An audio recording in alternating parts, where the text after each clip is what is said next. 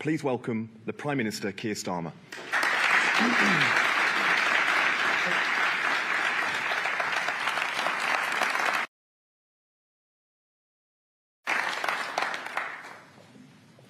Deb Kelly is a prison officer and a PE instructor.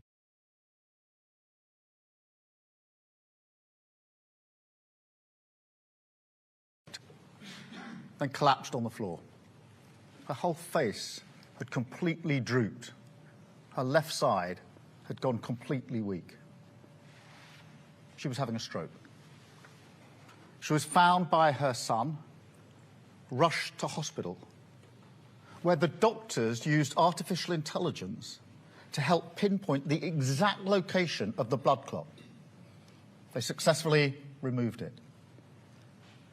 Now, as you know, with strokes, it's always a race against the clock. Too slow, and the patient may die. And every second of delay increases the risk of paralysis. But in Deb's case, with AI, the whole procedure took less than 3 minutes. It saved her life. I spoke to her this morning, and she's always been really clear about this. She said if that blood clot hadn't been removed, she wouldn't be here right now. I wouldn't have spoken to her this morning. That's the power of AI in action. And I've seen a version of this in Coventry, in the hospital there. They showed me how this works with strokes, finding the clot. They've got a big screen with the brain pulsating. And it's really complicated. You've got to get the right point straight away as quickly as you can. It's revolutionary in terms of stroke care.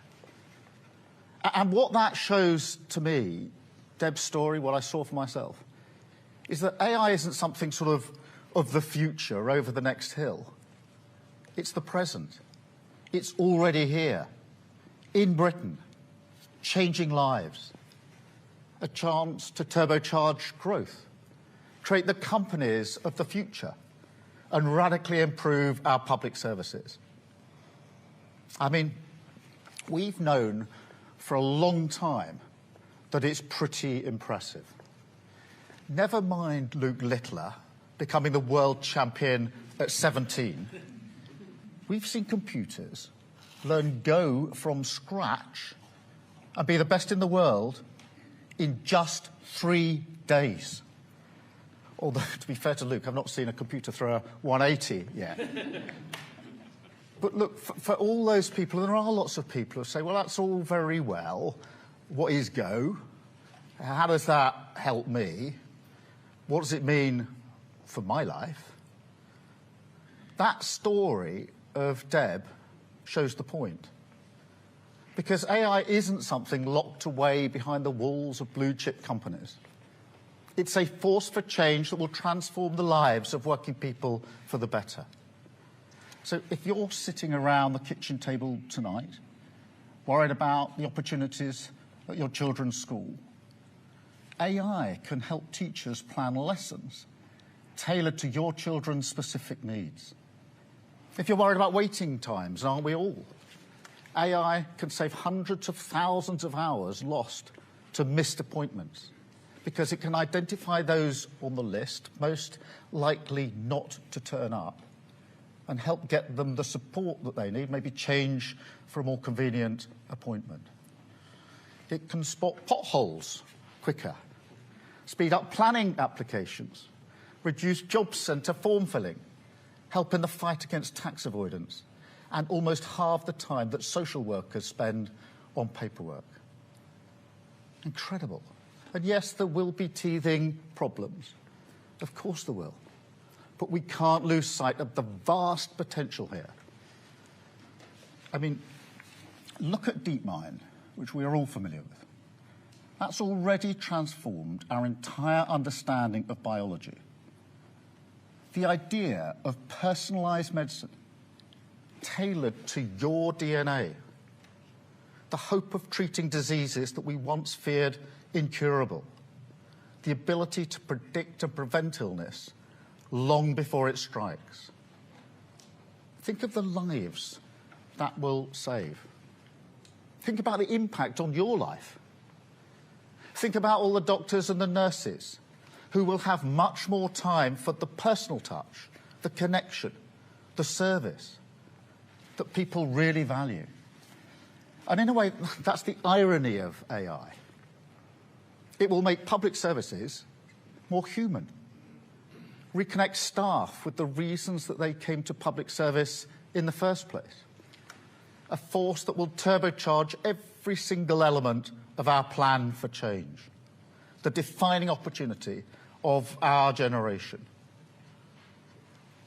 Now, I do understand that change on this scale and at this speed can be worrying, particularly when experts warn about safety risks. And that's why the last government was right to establish the world's leading AI Safety Institute. And we will build on that.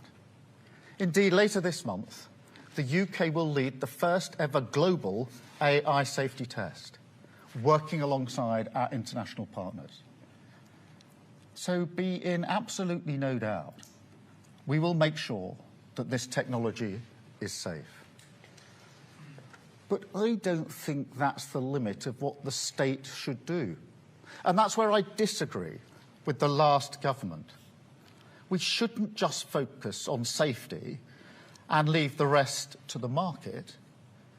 Government has a responsibility to make it work for working people. And the opportunities of this technology, they're not just going to somehow fall into our lap. This is the global race of our lives. Now, some countries are going to make AI breakthroughs and export them. Others will end up buying those breakthroughs and importing them. The question is, which of those will Britain be? AI maker or AI taker? And right now, you know this, the investors, the entrepreneurs, the researchers who will make those breakthroughs, they're looking around the world. They're choosing where to make their home. Trillions of pounds worth of investment at stake. The battle for the jobs of tomorrow is happening today. And we want data centres, employing hundreds of people in the northeast, technology hubs, using the talents of researchers in the northwest, world-leading robotics in the southwest. But we have to be on the pitch. That's not just a question of economic policy. It's a question of values too. Whose values are going to shape this technology as it develops? The open values that this country holds dear, or other countries? Who gets the benefits? Just those at the top, or working people everywhere? And I don't think that a government should be neutral on these questions. And this government won't be. Britain is going to shape the future. We're going to make the breakthroughs. We're going to create the wealth. And we're going to make AI work for everyone in our country. This is the nation of Babbage, of Lovelace, of Turing, that gave birth to the modern computer and the World Wide Web. So mark my words, Britain will be one of the great AI superpowers. Now, that's not some sort of boosterism or wishful thinking. This can be done, and it will be done. There's a reason why OpenAI, Anthropic and Scale chose London as their international office. And there's a reason Mistral AI, one of the champions of open source, have just announced a UK office too. We've got Wave, building the tech to power a new generation of self-driving vehicles. Synthesia, leading the world in AI-powered video. Blackstone, building Europe's largest data centre in Northumberland.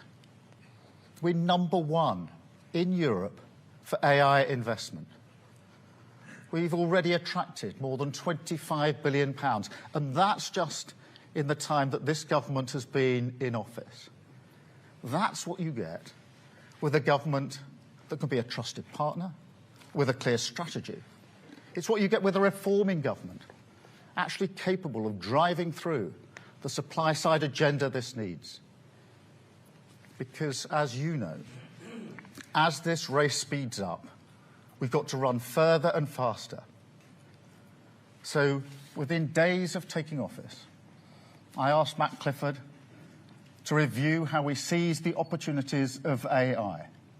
And I want to thank Matt and Peter Kyle and his team for all their work. Because today we're not just publishing that review, we're making a clear commitment to take forward all of the recommendations. And we'll put the full weight of the British state behind this. I'm determined the UK becomes the best place to start and scale an AI business. That will be the centrepiece of our industrial strategy. There's never been a better moment for entrepreneurs with big ideas to grow a small company fast. So we're going to create AI growth zones, breathing new life into sites like Culham in Oxfordshire. We're going to remove the blockages that hold you back. This is a government that backs the builders. So if you're looking at where to build your data centres, we'll speed up planning permission. If you need better access to power, and we all know how big a challenge that is, we'll get you those grid connections at speed. You've asked for a gold standard data access.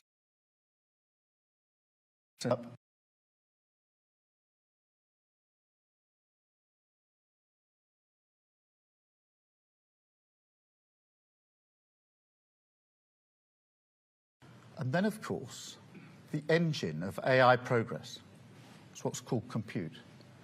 We'll increase our public sector compute, not by a factor of 2 or 3, or even 10, but by 20. Now, that's like upgrading from my dad's old Ford Cortina to a Formula One McLaren in one go. What about the talent? Well, we've got the high potential visa routes for the world's top talent to move here.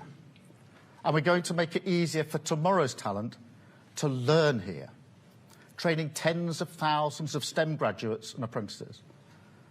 But perhaps most importantly of all, and let's be really crystal clear about this, when it comes to regulation, we will be pro-growth and pro-innovation. And on regulation, look, I know there are different approaches around the world, but we are now in control of our regulatory regime. So we will go our own way on this. We will test and understand AI before we regulate it, to make sure that when we do it, it's proportionate and grounded in the science. But at the same time, we'll offer the political stability that business needs. And of course, our British values, centuries-long heritage rooted in democracy and the rule of law. Put simply, our message to those at the frontier of AI capabilities is this: we want to be the best state partner for you anywhere in the world. That's the measure of our ambition. And to help us achieve that, we're not just accepting Matt's recommendations. We're bringing him into my team in number 10 so he can help develop them. And as well as Matt, I'm delighted that the inspiring Nobel Prize winner, Sir Demis Hassabis, is providing his expertise to the government as well. But remember, go back to that, those two challenges here. Our ambition is not just to be an AI superpower, but also make sure that this benefits working people. Now that, of course, starts with jobs and investment in every part of the country. So I'm really pleased here today to announce that Kyndryl are investing in a new technology hub in Liverpool. Now that alone will create 1,000 new jobs, and also the end scale are investing £2 billion, and Vantage data centres, another £12 billion, making £14 billion of new investment in data centres across the UK, creating another 12,000 jobs. But look, our plan for change also sets down a gauntlet for public services. And the blunt truth is we've got to be much bolder. I've seen this for myself as a leader of a public service. And this is entirely human. But new technology can provoke a reaction, a sort of fear, an inhibition, a caution, if you like. And because of the fears of a small risk, too often you miss the massive opportunity. So we've got to challenge that mindset. Because actually, the far bigger risk is that if we don't go for it, we're left behind by those who do. And that's what I mean about totally rewiring government, being emboldened to take risks, as our brilliant entrepreneurs do, restless and relentless, because the prize within our grasp is the path to national renewal. And AI is the way. It's to secure growth, to raise living standards, put money in people's pockets, create exciting new companies, and transform our public services. We're all proud of our history. The first industrial nation, the cradle of engineering innovation. And I want people to look back on this generation and be proud of what we started today. That we grasped the nettle of AI, that we ran with it and made it work for working people. That's who we are as a nation. It's who you are as the pioneers of today. And it's the ambition that drives this government forward. AI has arrived. Our defining opportunity is here. And together we will harness it for the good of our country. Thank you very much.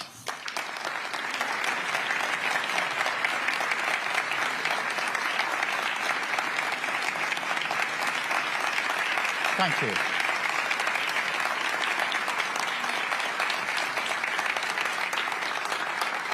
Thank you very much. I'm going to spend some time talking to all the brilliant people here. Before we do, I've got some questions coming from the media. So can I start, please, with Chris Mason, BBC. Chris.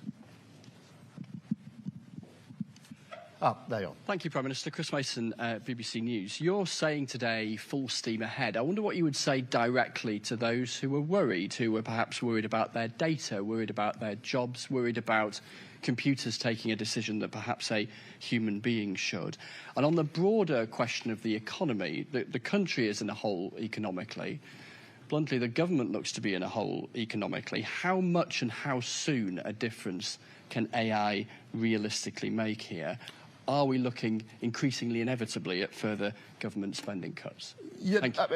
Thank you very much, Chris. I think we have to look at this through the lens of opportunity. So when it comes to jobs, the question isn't the loss of jobs, it's the changing jobs. So for, to take an example, for a doctor that spends less time on the notes, that doctor can spend more time on the patient. So it will change jobs, but it'll change them for the better. Same for teachers with the preparation of lessons. And that will be the story behind this, change jobs so that actually we can get on with more of the human element to some extent. On the data, look, it is really important. Some of the brilliant breakthroughs have been because we've been able to use the data that's available in this country. So again, we look at this through the lens of opportunity. Obviously, we need to stay in control of the data, and we will stay in control of the data, but it's very important, whether it's jobs or data, to see these as great opportunities going forward. On the question of the economy, and for that matter, public services, yes, we've inherited a real mess in the economy by the last government, same with public services. We've got to turn it around. AI will help us with that, because that allows us to increase productivity hugely, to do things differently, to provide a better economy that works in a different way in the future, and the same with public services. So again, it's a huge opportunity. I would argue that we would do it in any event, whatever the state of the economy and public services, because it's obviously the right direction to go in, but it's doubly necessary because of the mess we've inherited from the last government. So we will use it to turn around the economy, use it to turn around our public services. Thank you very much, Chris. Can I go to Beth, please, from Sky News? Thank you. Thank you, Prime Minister. Beth Rigby, Sky News. Look, PM, UK borrowing costs are at the highest since the financial crisis. Investors are worried about massive borrowing and flat growth. It leaves you in a bit of a pickle because you've predicated your decade of national renewal on economic growth that isn't happening.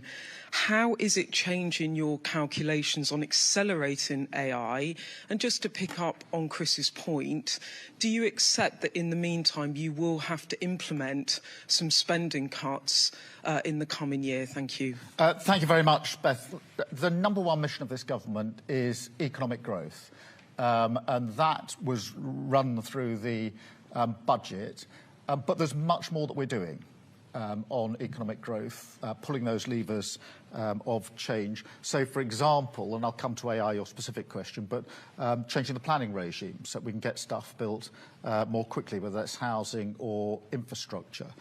Making sure that we're changing the way we supply our energy, which has been an inhibitor of growth for far, far too long. Putting in place a really strong industrial strategy, which will have AI at its heart. So all of these things, and now AI on top of that, are all there to generate and make sure that we promote the growth that we desperately need in our economy.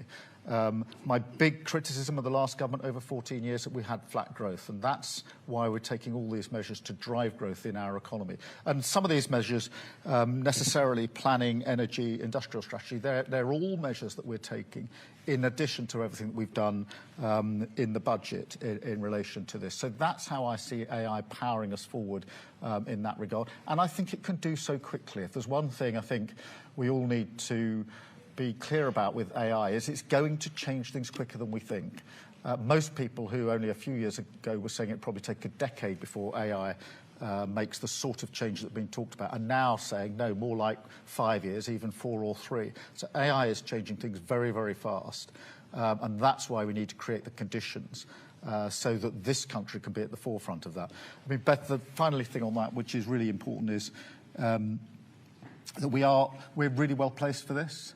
We're already in the top 3 or 4 in the world when it comes to AI. So this isn't a race where all countries of the world are sort of starting on the same line today. We're already well ahead in relation to that. So that's the way in which I see this helping us with the essential focus on growing the economy. Thank you. Can I come to Robert Peston, ITV? Hello, Prime Minister. Artificial intelligence looks set to be the industrial revolution of our lifetimes, possibly longer than that. Sam Altman is correct. This is going to be an enormously important year, 2025. He believes we're going to see artificial general intelligence this year. Now, in all industrial revolutions of this magnitude, there are shocks to the labour market. Some people's pay is flattened, other people lose their jobs. So what are you planning to do to protect the livelihoods of individuals, even if, it seems highly likely, artificial intelligence grows the economy very significantly? Growth does not necessarily mean that individuals' living standards will rise. And then separately, you haven't actually addressed either Chris's or Beth's point. If artificial intelligence delivers the growth we require, that will happen over time. But the interest rates the government pays have risen again today. And on your fiscal rules, you've run out of money. So what are you going to do to fill that hole? Robert, on the jobs, go back to the point I made about changing the nature of jobs, actually freeing people up to do other things. That's what all industrial revolutions do in the end, but this one probably more than most and quicker than most, changing the nature of jobs. Also job creation, the 1,000 new jobs in Liverpool, the 12,000 new jobs that I just announced in this speech here today, jobs that weren't there before in data centres, etc. So we are absolutely making sure that we're focused on working people and on jobs and what happens to them. And I think that is a difference between the approach that let's say, the last government took and this government, which is answering the question, how does this impact on people's lives across the board? On the question of the economy more generally, look, it is important that I'm very clear that growth is our #1 priority and mission. We've said that throughout, and all of the other work we're doing ladders up to this. So whether it's the work on AI, whether it's the work I was announcing last week on the NHS, all of that ladders up to growth. We do have in place fiscal rules, which we will absolutely stick to, because they're necessary to provide the stability that we want. And, of course, reform. And that is why, whether it's the economy or public services, I've always said that that is the lever that hasn't been pulled enough, in my view, and we need to pull hard and quickly, and putting that in place. And, so, for example, last week I was announcing on the NHS how we're going to drive up our work to make sure the waiting lists come down. That means more people back in work. It's why we're doing all the work that we are to make sure that our job centres are transformed so people are back into work. All of these measures are there to ensure we've got the economic growth that we need. But the stability, the rock, the foundation is those fiscal rules, which we will absolutely be keeping to. Thank you, Robert. Christopher Hope. Chris Hope, GB News. Prime Minister, even a 3-year wait for the benefits of AI is too long to help the economy now, this year, and next year. The pound is down, the economy is flatlining. You know all this already. Companies are complaining about your budget in October. What's your plan? Will you cut the benefits bill? And yes or no, will Rachel Reeves be your Chancellor at the next general election? Chris, look, I'll be really clear. We're going to stick to the fiscal rules. That is a very important thing that we've said throughout. We set out those fiscal rules very early on in the day because we knew that the missing ingredient in recent years has been economic stability. We're determined to bring about that economic stability, and that's why the fiscal rules are absolutely central to what we do. The changes we're bringing about, whether it's industrial strategy, planning, energy, etc., all of these are designed to ensure that we get the growth that we need, AI as well, and the reform that we're doing as well. And that is why I'm confident in our mission for growth, and I'm confident, completely confident in my team. We never pretended, nor would anybody sensibly argue, that after 14 years of failure, you can turn around our economy and our public services before Christmas. Before the election, I said it's not going to be possible to do this in 6 months. It's going to take time. The question is, are you creating the conditions? Do you have the determination? And are you pulling the right levers for growth? And we are doing all of those, underpinned by our fiscal rules. Thank you very much, Chris. Gary from Channel 4. Thank you, Prime Minister. Public sector reform won't deliver the sort of benefits that you're looking for fast. Neither will AI. That could take 10 years, a lot of people think, to actually deliver on the investments you hope to put in. So if you're absolutely sticking to the fiscal rules, that means you're coming back for spending cuts, doesn't it?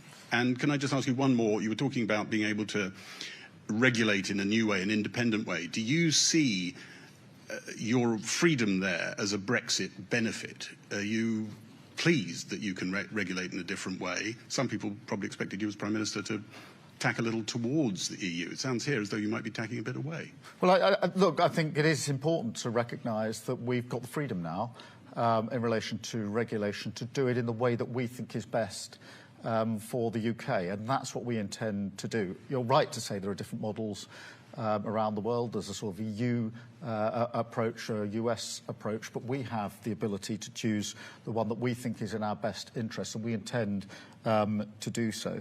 On the question of the length of time it'll take for this to have an impact, I'll challenge you back. I don't think it's going to take 5 or 10 years to double productivity, not for a moment. And I've spent many, many hours pushing this around with AI experts to test those propositions. And I'm absolutely confident that the timeframes we're talking about here are much, much shorter than that. And the productivity, it's not sort of 10% increase in productivity. We're talking about many who say productivity will double in a very short period of time. That's the potential for the difference that it would make. And there are just so many examples of that. Thank you very much. Let us go to Andy at Channel 5. Thank you, Prime Minister. Andy Bell, 5 News. Your predecessor had an AI summit, and the next day he had a very chummy one-on-one broadcast session with Elon Musk. Now, you must be at least a bit worried that not only is presumably Elon Musk not wanting to invest in the country at the moment, but he will be telling anybody who will listen to him not to invest. I mean, what can you do about this? Well, Andy, I'm really pleased that very highly successful players within the sector have come out very strongly in support of the plan that we've put on the table in the last day or two. And that is really significant because in the end, as I said in my speech, they are the ones that will be making the breakthroughs of the future. They are the ones that are deciding where is it that they want to have their office, where is it they want to have their staff. And they're not just saying that they like the plan, they're voting with their feet, if you like, and they're setting up their offices in London, in this country. So I'm really pleased about that. We will work with anybody in this sector, by the way, whether it's Elon Musk or anybody else. We're a government that's focused on being number one when it comes to AI and working with all. But I'm very pleased by what's already been said by some of the key people in this field. So thank you very much, Andy. Natasha from LBC. Thanks, Prime Minister. Natasha Clark from LBC. You said that your plan will allow firms to use the unique resource of our NHS and our data. Which data is up for grabs, and will this be used to raise some money for the government? And just on the economy, is the Treasury right to be ruthless in their pursuit of spending cuts in the upcoming spending review? Thank you. Yeah, just on the NHS, the first thing I'd say is we are in a unique position in this country because we've got the National Health Service. And the use of that data has already driven forward advances in medicine and will continue to do so. So we have to see this as a huge opportunity that will impact on the lives of millions of people really profoundly. The example I gave at the beginning of the speech was of someone who'd already had a stroke, but this has the potential to get ahead of that, to predict and prevent and what a difference that will make to the lives of millions of people. It is important that we keep control of that data. I completely accept that challenge, and we will also do so. But I don't think that we should have a defensive stance here that will inhibit the sort of breakthroughs that we need. In terms of the ruthless approach when it comes to finances and spending, yes, we will be ruthless, as we have been ruthless in the decisions that we've taken so far. We've got clear fiscal rules, and we're going to keep to those fiscal rules, and that's why the Chancellor was absolutely right in the words that she chose to describe the approach that we will take. Thank you very much, Natasha. Max from The Times. Thank you, Prime Minister. There is increasing disquiet among your MPs and advisers over your Chancellor's decisions. The cost of borrowing is at a 30-year high, and the pound is at a 14-month low against the dollar. So let me ask again, and can you please be clear, will Rachel Reeves be your Chancellor for the duration of this Parliament? Rachel Reeves is doing a fantastic job. She has my full confidence. She has the full confidence of the entire party. She was given an incredibly challenging task at the budget because not only was the economy broken, but we had a £20 billion black hole and many, many things that had been identified for spending which didn't have any spending attached to them. So she took the tough decisions. She's right to take the tough decisions because, as anybody who's turned around a business or organisation will know, if you're going to turn something around, you've got to take the tough decisions first. You can't identify a tough decision, then decide to put it off for 6 months or a year. Anybody turning around a business would never do that. So that's why we've taken the approach that we've taken. It's why we're taking the other steps that are necessary that go along with what was done in the budget, and I'm 100% confident we'll get the growth that we need. Thank you very much. Anna from the FT. Hi, Anna Gross from the FT. Just to pick up on Natasha's question, can you clarify whether the government plans to make the National Data Library, including NHS data, available to companies and researchers for commercial use, as well as to improve public services? And if so, can you please talk us through what your current thinking is in terms of how that data will be priced? The a data library is really important. It's something the sector have been crying out for. We need to make sure that it works properly, protecting the interests that need to be protected. When it comes to health data, particularly NHS data, it is really important that we stay in control of this, and we will stay in control of it, because we need, on the one hand, all anonymised, of course, to use the potential of that data, but on the other hand, make sure it's properly protected. And the way to protect it, in my view, is to keep control of it. Thank you very much. I've got Kieran from The Guardian. Thank you, Prime Minister. Kieran Stacey from The Guardian. On a slightly separate tech issue, can I ask you what you make of Meta's recent decision to stop fact-checking on its site? And is there not a risk here with what you're describing on AI that you create a new generation of unaccountable tech barons? No, I mean, on the decision by Meta, I mean, the way I look at this is through the lens of the Online Safety Act, in terms of the provisions that we've got in place. And I think they're right. Obviously, some of them are coming on stream now. So that was an important piece of legislation. And that's the way I see it. In terms of the second part of your question, I think in the end, when it comes to AI, posture really matters. And there are a number of postures, but the two obvious ones are those that are defensive and inhibited and cautious about AI and think that it should be regulated, and that's the only thing that the government needs to do. The other posture is seeing it as a huge and fantastic opportunity that is going to transform lives, and the role of government is, yes, to get the framework right, but also to work with the sector to ensure that we're winning the race when it comes to AI. I'm in the second group. I think it's a fantastic opportunity. I think it's going to be a game changer, a revolution that is going to be quicker than some of the revolutions we've seen in the past, and it's going to reach right into the lives of people up and down the country, and reach into those lives for better. If when you think about teaching, tailoring the lessons for the children who are actually going to be taught, what a fantastic thing to be able to do.